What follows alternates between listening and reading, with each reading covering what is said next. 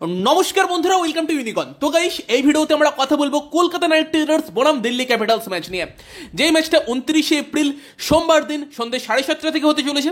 তো আমি ভিডিওটা রেকর্ড করছি 28 তারিখ রবিবার দিন। তো এখনো পর্যন্ত সানরাইজার্স হায়দ্রাবাদ এবং চেন্নাই সুপার কিংসের ম্যাচ চলছে। তো কলকাতা নাইট রাইডার্স আইপিএল এর 2 নম্বর স্থানে আছে। তো সেই 2 নম্বর স্থানটাকে ধরে রাখার একটা লড়াই কলকাতা নাইট রাইডার্সের সামনে, কারণ যদি হায়দ্রাবাদ এই ম্যাচটা জিতে যায় তারা 2 নম্বরে চলে যাবে এবং সেক্ষেত্রে কলকাতাকে আবার 2 নম্বরে ফেরার জন্য জিততেই হবে। নয়তো হায়দ্রাবাদ হারলেও কিন্তু কলকাতাকে 2 নম্বর স্থানটা পাকা করার জন্য ম্যাচটা জিততে হবে। এটা খুবই গুরুত্বপূর্ণ ম্যাচ দিল্লির এগেনস্টে, সোমবার ম্যাচ। মানে কালকে আমি আসলে রবিবার ভিডিওটা বানাচ্ছি, জানি না ভিডিওটা তোমরা রবিবার রাতে পাবে নাকি সোমবার সকালে পাবে। সোমবার সকালে দেখলে আজকে রাত্রে ম্যাচ, বুঝতেই পারছো। সেখানে তো সেখানে 7:30 থেকে ম্যাচ ইডেন গার্ডেন স্টেডিয়ামে, আরও এক ম্যাচ, এবং সেখানে দিল্লির এগেনস্টে কিন্তু একটা গুরুত্বপূর্ণ ম্যাচে কলকাতা নাইট রাইডার্স খেলতে নামছে আইপিএলে। এবার সর্বপ্রথম যে জিনিসটা নিয়ে এই ম্যাচের আগে কথা বলতে হবে সেটা হচ্ছে ইডেনের পিচ। তো ইডেনে আপাতত কলকাতা নাইট রাইডার্স এটা শেষ ম্যাচ খেলতে চলেছে, পরে আরেকটা ম্যাচ আছে মুম্বাইয়ের এগেনস্টে। বাট এই ইডেনের পিচের যে চরিত্র, সেখানে কত রান সেফ সেটা কিন্তু কেউ বুঝতে পারছে না। আগের দিন 261 রান চেজ হয়েছে, ইয়ার কি না সেটা 261 চেজ হওয়া বিশাল বড় ব্যাপার। এবং আইপিএল রীতিমতো এখন সার্কাসের পর্যায়ে চলে গেছে কিছু কিছু সময়, কারণ তারপরেই আমরা একটা ম্যাচ দেখেছিলাম দিল্লিরই ম্যাচ মুম্বাইয়ের এগেনস্টে, যেখানে আবারও প্রায় 250 অলমোস্ট চেজ হয়ে যাচ্ছিল, মুম্বাই অলমোস্ট কাছাকাছি চলেই এসেছিল। তো সেই জায়গাতে কত রান সেফ 300 করতে হবে কেউ ভাই জানে না। এবং সেখানে ইডেনের পিচ কিউরেটর বলছে যে পিচটা আমি বানিয়েছিলাম, ওই পিচটায় আমি 100 দেবো, দুরন্ত পিচ ছিল ওটা, অসাধারণ রান হয়েছে, লোকে 4 ছক্কাই দেখতে আসে। তবে ব্যাপার হচ্ছে যে যদি 15-20টা ম্যাচের মধ্যে গিয়ে একটা এই টাইপের ম্যাচ হয়, সেখানে মানুষ ম্যাচ এনজয় করে। বাট রোজ রোজ যদি সেই একই টাইপের ম্যাচ হয়, সেক্ষেত্রে কাইন্ড অফ বোরিং হয়ে যায়। এবং বোলার্সদের জন্য তো কিছু ভাবতে হবে। এমনিতেই ইডেনের আউটফিল্ড ভীষণ রকম কুইক, এবং তার সঙ্গে সঙ্গে কিন্তু বাউন্ডারির সাইজ ছোট, পিচ যদি এরকম হয় সেখানে ভাই 300 হতে পারে। আর গাইস, ভিডিওতে মানে আগে তোমাদের জানাবো যে যদি তোমাদের এই আইপিএলে কোনো রকমের প্রেডিকশন লাগে, IPL related toss prediction, match prediction বা সেশন প্রেডিকশন, তোমরা যদি জিততে চাও সেক্ষেত্রে কিন্তু যোগাযোগ করতে পারো রবি ভাইয়ের সঙ্গে, যারা কিন্তু অ্যাজ এ এক্সপার্ট প্রেডিকশন দিয়ে থাকে। তোমরা স্ক্রিনে কন্ট্যাক্ট ডিটেলস দেখতে পাচ্ছ, এবং তার সঙ্গে সঙ্গে প্রথম কমেন্টেও তাদের হোয়াটসঅ্যাপ ডিটেলস পেয়ে যাবে। সেখান থেকে হোয়াটসঅ্যাপে যোগাযোগ করে তোমরা তাদের থেকে প্রেডিকশন নিতে পারো, জিততে পারো। তো সেখানে সেফ টোটাল কত সেটা ভাই কেউ জানে না, এবং সেই জায়গাতেই চেস করা টিমের একটা অ্যাডভান্টেজ সেখানে কিন্তু থাকে। টস জিতলে যে কোনো টিমই চেস করতে চাইবে, বাট শ্রেয়াসের টস ভাগ্যটা কিন্তু রিসেন্টলি বেশ খারাপই যাচ্ছে। শেষ 3টে ম্যাচে 3টেই টস হেরেছে। শেষ 5টা ম্যাচে কলকাতা মাত্র একটা ম্যাচে টস জিতেছিল, 4টে ম্যাচে টস হেরেছে, এবং শেষ 5টা ম্যাচে কলকাতা 3টে ম্যাচও হেরেছে, যেই 3টে ম্যাচে 3টেই কলকাতা টস হেরেছে। তো সেখানে টস একটা ফ্যাক্টর কিন্তু ডেফিনেটলি হচ্ছে। চেজিং অনেকটা ইজি হয়ে যাচ্ছে, এবং এক্স্যাক্ট কত রান করতে হবে সেই ব্যাপারটাও বুঝতে একটু অসুবিধা হচ্ছে। তো সেই জায়গাতে দেখা যাক টস ভাগ্যটা শ্রেয়াসের খোলে কিনা। বাট যে টিমই টস জিতুক তারা ফার্স্টে বল করতে চাইবে, রান চেস করতে চাইবে। কারণটা সিম্পল, যে কত রান করতে হবে কেউ বুঝতে পারছে না, এবং সেকেন্ড ইনিংসে ব্যাট করাটা ইজি হচ্ছে যেটা দেখে মনে হচ্ছে। এবং এরই সঙ্গে সঙ্গে এই পিচ কলকাতা নাইট রাইডার্সের জন্য বানানো হবে নাকি দিল্লি ক্যাপিটালসের জন্য বানানো হবে, সেই নিয়েও একটা প্রশ্ন থাকতে পারে। কারণ ইডেনের পিচ কিউরেটরের মধ্যে এখানে নাকি আইপিএলে কোনো রকম হোম অ্যাডভান্টেজ হয় না। বাট এই ম্যাচটা যেহেতু সৌরভ গাঙ্গুলির টিমের এগেনস্টে, সৌরভ গাঙ্গুলির পছন্দ মতো পিচ দিয়ে দিতে পারে। তো এই একটা ব্যাপার থাকে কেকেআর এগেনস্টে ঘটনাটা চাই, যদিও সে বলছে নাকি কলকাতার তরফ থেকে কোনো রকম পিচ এখন অব্দি চাওয়া হয়নি। আমি জানি না যে কেন চাওয়া হয়নি, পাঞ্জাব ম্যাচে ইজিলি স্পিন পিচ বানালে সেখানে অন্যরকম কিছু হতে পারতো। তবে যে টাইপের হারগুলো কলকাতা নাইট রাইডার্স পেয়ে আসছে, সেই হারগুলো কিন্তু রীতিমতো ধাক্কা দেওয়ার মতো হার। 261 করে ম্যাচ হারা, বাট রাজস্থানের এগেনস্টে উল্টো দিক থেকে সব উইকেট পড়ে গেছিল, দেন বাটলারের কাছে ম্যাচ হারা, শেষ 3টে ম্যাচে এই টাইপের 2টো ম্যাচ কলকাতা হেরেছে, যেই হারের ক্ষতগুলো ভোলাতে একটু কষ্ট হবে।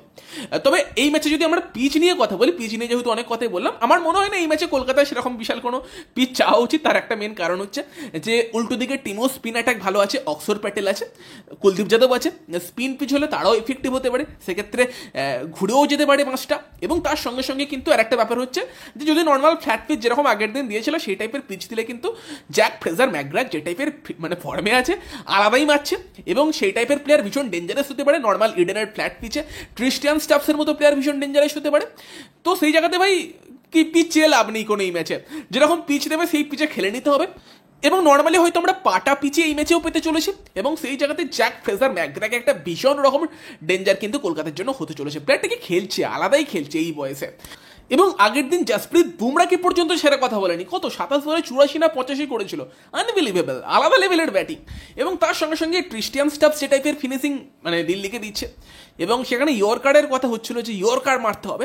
এবং আগের দিন দেখলাম ক্রিস্টিয়ান স্টাফস 4টে লুকুডের পরপর ইয়র্কারকে দুটো চামচের মতো শটে, মানে চামচের মতো স্কুপ মারছিল, দুটো ডান দিকে পেছন দিকে দুটো রিভার্স স্কুপ, ভাই 4টে ইয়র্কার 4টে বাউন্ডারি। তো এই টাইপের ব্যাটিং হলে ইয়র্কারও কাজে আসে না। সেখানে জানি না কলকাতা নাইট রাইডার্সের বোলাররা এই ম্যাচে কি লেভেলের প্ল্যানিং করে নামবে। কলকাতার বোলিং যে টাইপের হচ্ছে, এটা চিন্তার জায়গায় কিন্তু ক্রিস্টিয়ান স্টাফস এবং তার সঙ্গে সঙ্গে জ্যাক ফ্রেজার ম্যাকগ্র্যাক অবশ্যই থাকছে, ঋষভ পন্ত রান করছে। তো বোলিং নিয়ে অবশ্যই কলকাতাকে ভাবতে হবে। এই ম্যাচেও কিন্তু বোলার্সদের হাল বেহাল হয়ে যেতে পারে। এবং সেই জায়গাতে কলকাতা নাইট রাইডার্স টিমে অ্যাকচুয়ালি চেঞ্জ কি হতে পারে, দেখো এবার চেঞ্জের কথা বললে দুষ্মন্ত চামিরা আগের দিন এসে সেও সেরকম এফেক্ট ফেলতে পারেনি। সেই জায়গাতে হয়তো মিচেল স্টার্ক যদি ফিট হয়ে যায়, আগের দিন তার আঙুলের জন্য তাকে রেস্ট দেওয়া হয়েছিল, তাকে নিয়ে চলে আসতে পারে, সেটা একটা অপশান হতে পারে। আদারওয়াইজ কি অপশান আছে, দুষ্মন্ত চামিরাকে ব্যাক করা হোক, সেটা একটা অপশান হতে পারে। নয়তো আর একটা যেটা করা যেতে পারে সেটা হচ্ছে যে বৈভব অরোরা, তাকে অবশ্যই দেখতে চাই, তাকে প্লেইং ইলেভেনে নিয়ে আসা হোক। সাকিব হুসেন ইন্ডিয়ান পেসার, তাকে ট্রাস্ট করতে পারে, কারণ অনেক ইন্ডিয়ান পেসার কি আমরা দেখছি তারা কিন্তু উঠে এসে ভালো বোলিং করছে। এবং সেই জায়গাতে যেমন রাশিক সালাম দিল্লিরই, সে ভালো বোলিং করছে। তো সেখানে একটা এক্সট্রা ইন্ডিয়ান বোলারের সঙ্গে গিয়ে আঙ্করেশ রঘুবংশী অথবা ভেঙ্কটেশ আয়ারের জায়গাতে রাদারফোর্ডকেও নিয়ে আসা যেতে পারে, সেই অপশনটাও ট্রাই করতে পারে। তবে যদি মিচেল স্টার্ক ফিট হয়ে যায়, হয়তো এই ম্যাচে আবার মিচেল স্টার্ক ফিরতে পারে। অ্যাটলিস্ট আগের দিনের পিচ থেকে অনেকে বলছে না মিচেল স্টার্ককে দোষ দেওয়া যাবে না, যে টাইপের পিচ বানাচ্ছে যে কোনো বোলারই মার খেতে পারে। এবং সেখানে স্টার্কের এক্সপিরিয়েন্সটা অ্যাটলিস্ট বাকি বোলার্সদের কাজে আসতে পারে। এবং হর্ষিত রানা, যার উপর খুবই ভরসা ছিল, সে পর্যন্ত মার খেয়ে গিয়েছে। তো সেখানে দেখা যায় কলকাতা নাইট রাইডার্স কি চেঞ্জ করে, মেবি চামিরার সঙ্গে যেতে পারে অথবা স্টার্ক আসতে পারে, সেটা সম্ভাবনাই বেশি মনে হচ্ছে। বাকি দেখা যাক। অ্যাকচুয়ালি বোলার্সদের নিয়ে দেখো বিশাল কিছু বলার নেই, যে টাইপের পিচ হচ্ছে সবাই মার খাচ্ছে।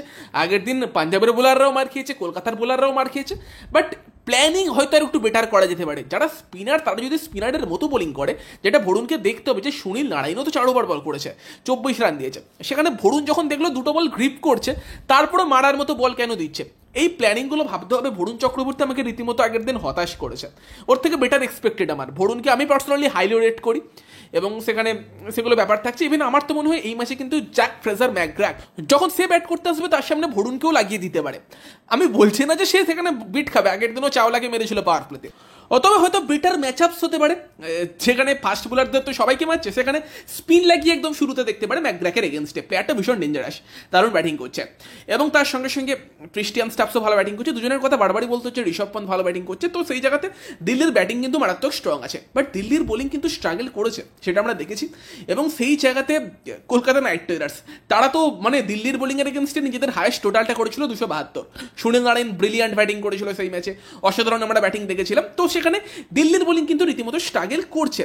তো সেখানে দেখা যাক, যদি চেস করতে হয় তো চেস তুলনামূলক ইজি হতে পারে। দিল্লির বোলিংয়ের কথা বললে সেখানে কুলদীপ যাদব অবশ্যই তাদের মেন বোলার, তার দিকে নজর রাখতে হবে। তার পাশাপাশি কিন্তু রাশিক সালাম দার, সেই প্লেয়ারটা ভালো ছন্দে আছে, ভালো বোলিং করছে, তার দিকেও নজর রাখতে হবে। যদিও কলকাতা নাইট রাইডার্স কিন্তু প্রথম লেগের যে ম্যাচটা হয়েছিল সেখানে কিন্তু রাশিক দারকে ভালোই মেরেছিল। মুকেশ কুমার ফিরেছে সেই ম্যাচ থেকে, তো সেখানে কিছু চেঞ্জ তো হয়েছে। দিল্লির বোলিং বেটার অবশ্যই হয়েছে, উইলিয়ামস খেলছে এখন। তো দিল্লি অ্যাকচুয়ালি যখন টিমটা বানিয়েছিল এই মরশুম, হয়তো তারা ভেবেছিল যে তাদের টিমের হয়ে মানে মেন প্লেয়ার কারা হতে চলেছে বিদেশিদের মধ্যে, Warner, Mitchell Mars, Endrick Nortje, Harry Brook. তবে মরশুমের শেষে আস্তে আস্তে সেটা পুরোটাই পাল্টে গিয়েছে। ক্রিস্টিয়ান স্টাফস, জ্যাক ফ্রেজার ম্যাকগ্র্যাক এবং তার সঙ্গে তোমার সাই হোপ, তারা এখন দিল্লির ব্যাটিংয়ের ভরসা হয়ে উঠেছে। এবং তার সঙ্গে সঙ্গে বোলিংয়ে উইলিয়ামস আগের দিন আই থিঙ্ক ঠিকঠাক করেছে, যেরকম পিচ ছিল, যেরকম মার হয়েছে সি ওয়াইজ। তো সেখানে দেখা যাক এই ম্যাচে কিন্তু দিল্লির বোলিংয়ের সামনে কলকাতা নাইট রাইডার্সের ব্যাটসম্যানদেরও কীরকম ব্যাটিং হয় সেটা দেখতে হবে। টস একটা ফ্যাক্টর হবে, সেটা বড় কথা। তবে তার সঙ্গে সঙ্গে তোমার ফিল সল্ট, তাকে কিন্তু ইডেন গার্ডেন্সের স্টেডিয়াম খুব স্যুট করেছে। 5টা ম্যাচের মধ্যে 4টে ভালো ইনিংস কিন্তু ইডেন গার্ডেন্সে তার এসে গিয়েছে। এবং এরই পাশাপাশি কিন্তু সুনীল নারায়ণ ব্রিলিয়ান্ট ব্যাটিং করছে, অরেঞ্জ ক্যাপের রেসে আছে। নারায়ণ পার্পেল ক্যাপের রেসে থাকবে সেটা আমরা এক্সপেক্ট করি, বাট অরেঞ্জ ক্যাপের রেসে কিন্তু আছে। এবং তার সঙ্গে সঙ্গে তোমার রিঙ্কু সিং, তাকে কিন্তু কেকেআর আন্ডার ইউটিলাইজ করছে। যদি রিঙ্কু লাস্ট অব্দি ওয়ার্ল্ড কাপে না যেতে পারে, তার পেছনে কিন্তু কলকাতা নাইট রাইডার্স তাকে ঠিকঠাক ইউটিলাইজ করতে পারছে না, সেটার একটা বড় ভূমিকা থাকবে। শ্রেয়াস আয়ার আগের দিন বড় স্ট্রাইক নোটে রান করেছেন, রাসেলের থেকে একটা ভালো ফিনিশিং দরকার। তো সেখানে কলকাতার ব্যাটিংকেও আরও বেটার করতে হবে। ব্যাটিং ভালোই করছে, আরও বেটার করতে হবে, কারণ বোলিং রীতিমতো স্ট্রাগল করছে। তো সেই জায়গাতে বোলিংয়ের দায়িত্ব নিতে হবে সিনিয়র প্লেয়ারদের, যদি স্টার্ক আছে তাকে দায়িত্ব নিতে হবে। তার সঙ্গে সঙ্গে অবশ্যই সুনীল নারায়ণ তো ভালো করছি, ভরুণকে দায়িত্ব নিতে হবে। তো সেখানে দেখা যাক এই ম্যাচে কলকাতা নাইট রাইডার্সের বোলিং আবার চলে কিনা। বাট দিল্লির এগেনস্টে ম্যাচ, সেখানে দিল্লির কীরকম স্ট্র্যাটেজি থাকে সেই দিকে নজর থাকবে। সৌরভ গাঙ্গুলি যেহেতু উল্টো দিকের টিমে আছে, গ্রাউন্ড সম্পর্কে তার বেশি আইডিয়া থাকবে। তো সেখানে দেখা যাক কলকাতা নাইট রাইডার্স এই ম্যাচে কামব্যাক করতে পারে কিনা, 2 নম্বর জায়গাটা নিজেদের দখলে রাখতে পারে কিনা। একটা হাড্ডাহাড্ডি ম্যাচ হতে চলেছে নিঃসন্দেহে বলা যেতে পারে। কলকাতা নাইট রাইডার্স ভালো ক্রিকেট খেলছে, শেষ 3টে ম্যাচে 2টো ম্যাচ হয়তো হেরেছে, বাট দুটোই খুব দুর্ভাগ্যজনক হার, যেই হারগুলো হয়তো ফ্যানেদের খুবই কষ্ট দেবে। এবং এর পাশাপাশি কিন্তু দিল্লি ক্যাপিটালস তারাও রিসেন্টলি ফর্মে ফিরেছে, তাদের ব্যাটিংটা খুব ভালো চলছে, যেই ব্যাটিং একটা সময় স্ট্রাগল করছিল। মানে কলকাতার সঙ্গে প্রথম ম্যাচটাই ভাবো না, ওয়ার্নার স্ট্রাগল করেছে, মার্চ স্ট্রাগল করেছে, বাট তারা কিন্তু এখন নেই। সেখানে সাইহোপ খেলছে, ট্রিস্টিয়ান স্টাফস খেলছে, ম্যাকগ্রাক খেলছে। তো সেই জায়গাতে দিল্লির ব্যাটিং এখন ভালো করছে, তো সেখানে নজর থাকবে দিল্লির ব্যাটিংয়ের দিকে, পাশাপাশি কলকাতার বোলিংয়ের দিকেও। সেটা একটা ভালো ম্যাচ আপস কিন্তু হতে পারে, দিল্লির ব্যাটিং বনাম কলকাতার বোলিং। তো সেই জায়গাতে তোমরা এই ম্যাচ থেকে কি এক্সপেক্ট করছো? তোমাদের কি মনে হয় কত রান উইনিং টোটাল হতে পারে? কমেন্টে অবশ্যই জানিও। আর যদি কোনো রকম প্রেডিকশনের দরকার হয় সেখানে রবি ভাইয়ের সঙ্গে যোগাযোগ করতে পারো। ফার্স্ট কমেন্টে তোমরা কিন্তু অপশন পেয়ে যাবে, তার হোয়াটসঅ্যাপ নাম্বার পেয়ে যাবে। তার পাশাপাশি ভিডিওটা ভালো লাগলে ভিডিওটাকে লাইক করে দিও, শেয়ার করে দিও। আমাদের চ্যানেলে প্রথমবার এলে আমাদের চ্যানেলটিকে সাবস্ক্রাইব করে তার পাশের বেল আইকনটাকে অবশ্যই অন করে দিও। তো চলো গাইস, এই ভিডিওতে এই পর্যন্তই। Bye bye.